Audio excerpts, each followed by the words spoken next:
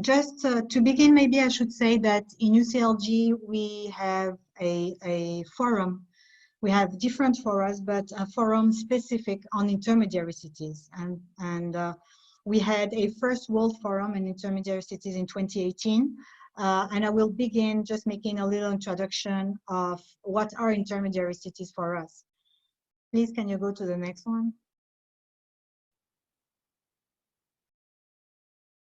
So the definition for us, it was decided that it is not about the number of inhabitants and population in the intermediary cities. For us, from UCLG, it is really a question of intermediation in the development of the territory.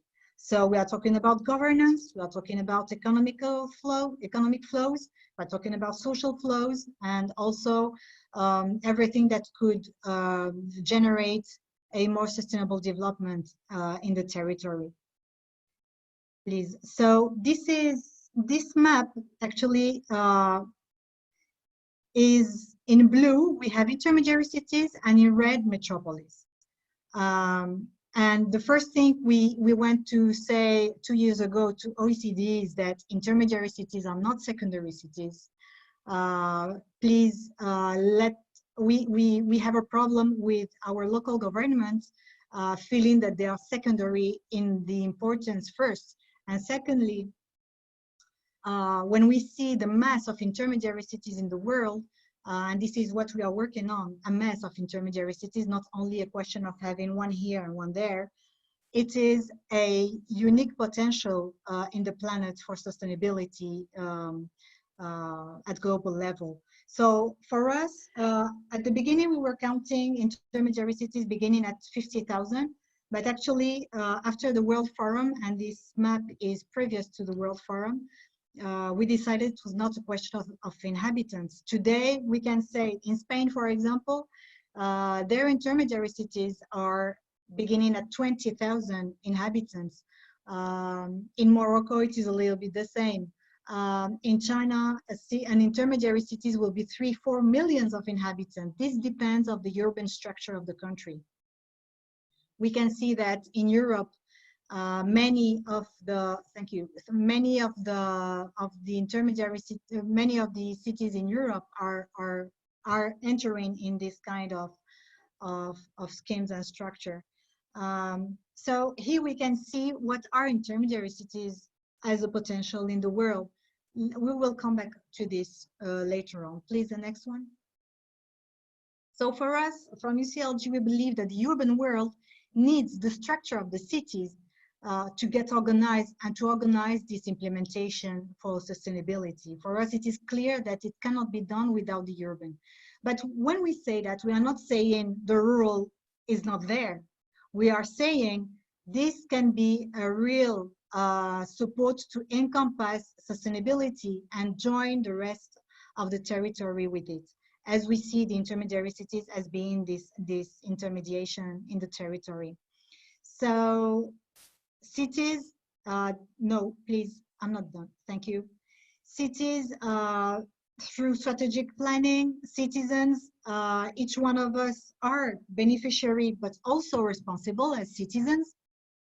And also the democratic participation, which is key for intermediary cities, because intermediary cities for some country, especially for the global south, if we still can say something like that, are levers of democracy. Please, the next one. So the positioning adopted in Habitat 3, it was that through the SDGs, go on please, one after the other, yeah.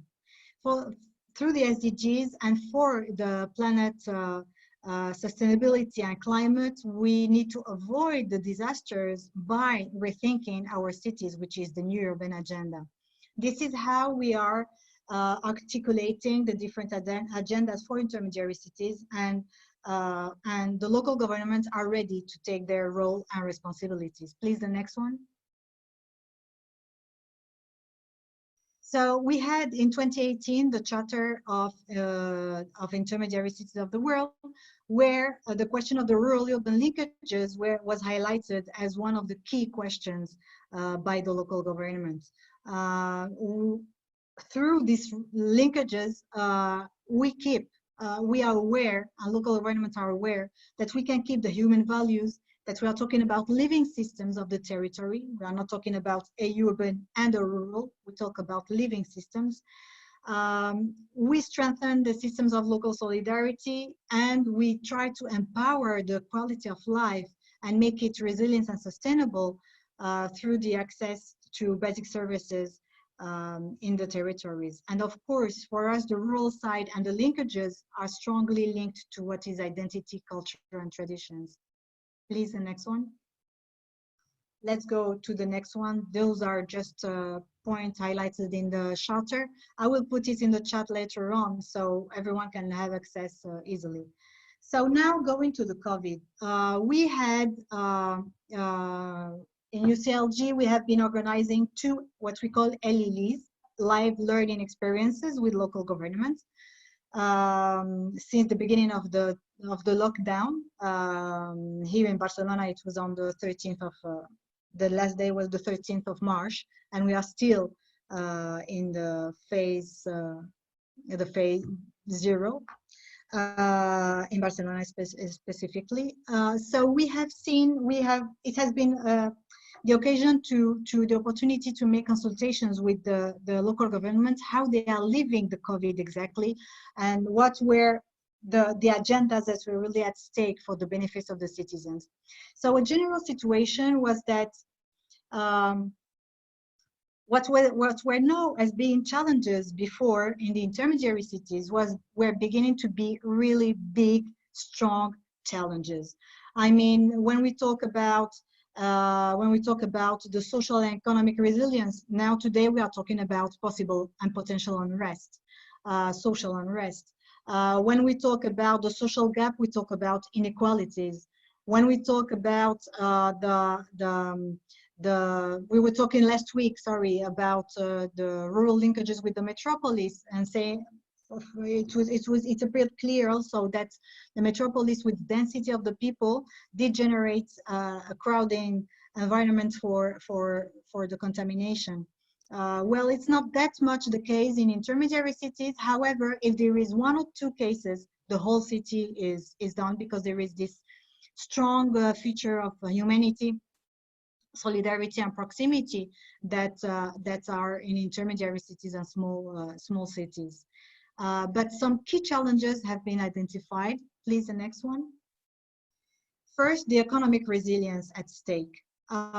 We have seen that the economic survival is at stake with the lockdown. The relations between the rural and the urban life cannot be cannot continue being what they are because of the lockdown, and because we need to avoid what we call physical distancing in UCLG. We talk about physical distancing and social closeness, because it is a question of saying we are still there and we are there and the people are together, but the physical distancing is necessary. Also, the circular economy and virtuous circles of economy, which is very important.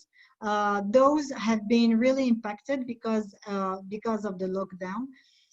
So they try to have a kind of structure to make it more efficient. Actually, we have seen that municipalities are trying to reorganize the food security and the food systems to ensure that the rural side and the agriculture can continue living, but without taking a maximum of cautions. The proximity and the human side is being a key feature is playing a key role in the intermediary cities, allowing a better solidarity as well, and an easier one because of the proximity. We have seen that markets that were before 3 times a week in the city, now they are like 1 time a week in a special neighborhood, and mobilizing the different markets, public markets, in different neighborhoods each time to ensure that everyone has access, to ensure that the rural products are able to be sold, but the normal flow is not there for the lockdown. So the exchanges from the city to rural are reduced because of the lockdown. But we know also that municipalities have quickly organized structures for banks of food to help these economic complex situations. Also, I would like just to remind the fact that the intermediary cities is about a life rhythm. We talk about life systems with the territory, together with the territory and the villages around.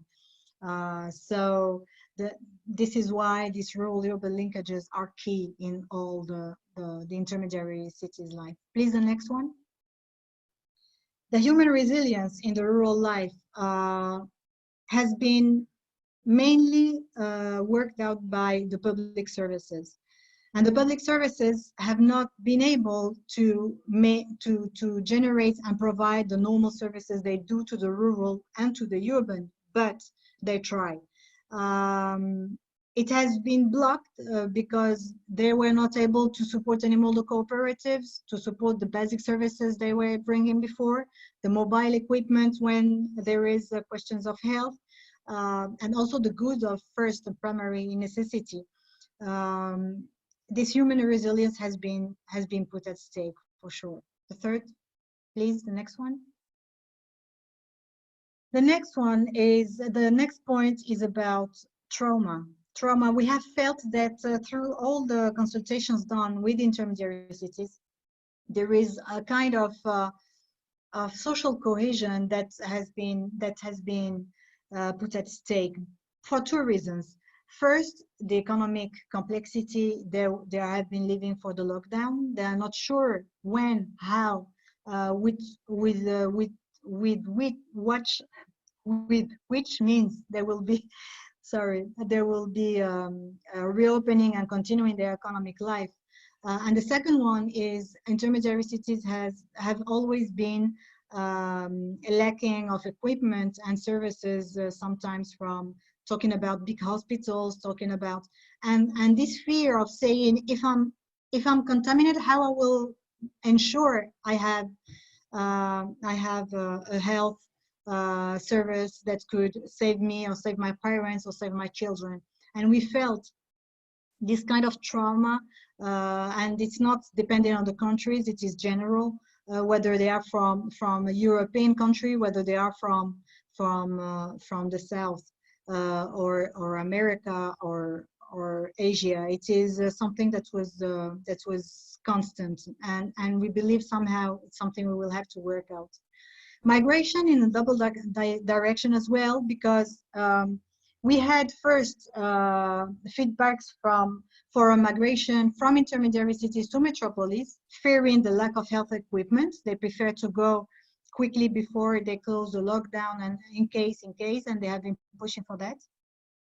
And also from the metropolis to intermediary cities, looking for a more healthy life. And this has happened a lot.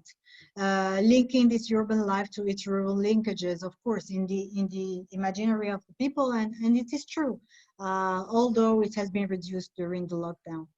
And also a topic that was very important is the digital factor. It has become a kind of factor of exclusion, because not everywhere in intermediary cities around the world people were able to connect and not be like we are today, connected to any of those. I remember one of the webinars we had from Africa, where they were saying, we have been trying to connect, but we have had only these few minutes and we will be out again. And this feeling of loneliness is something that we have felt. But those are all levers of social resilience. Please, the next one. Go on. Just the human factor, a key thing in intermediary cities because of the citizens' implication, and we count on that for the recovery. The life systems must be the support of social, human, and solidarity economic circles for the intermediary cities. And rural-urban linkages are key at the heart of this dynamic. Also, next one, please. For us, the human value is no, please. The human value is key, and what we are concerned about is this picture at the right side. My home city is Tangier in Morocco, and we are very used to see this kind of images of people trying to cross to Europe from all Africa. And our concern is to have this massive kind of migrations again in the post-COVID. So it is a question we are taking very seriously. Please, the next one. So today with the, please go on. Today with the COVID, it is a bridge for local government to play their role. And from this disaster we are living, we think that by rethinking our cities and by integrating the SDGs, we will go to the sustainability of the planet we are aiming to. So let's, please, the next one. For us, in UCLG, we are putting the next one. Voila, thank you. We are putting the green recovery as a key thing in our agenda now. And for intermediary cities, they are the key elements for the ecological transition we are aiming to. We have seen many countries, the European Commission and many countries asking for green recovery, trying to rethink the after COVID to try to make better decisions and taking the opportunity of the lockdown. For us, intermediary cities will be key because of the rural-urban linkages in this strategy. They will be at the heart of the survival of the life systems I was explaining a little bit earlier. That is, thank you very much at your availability for any question.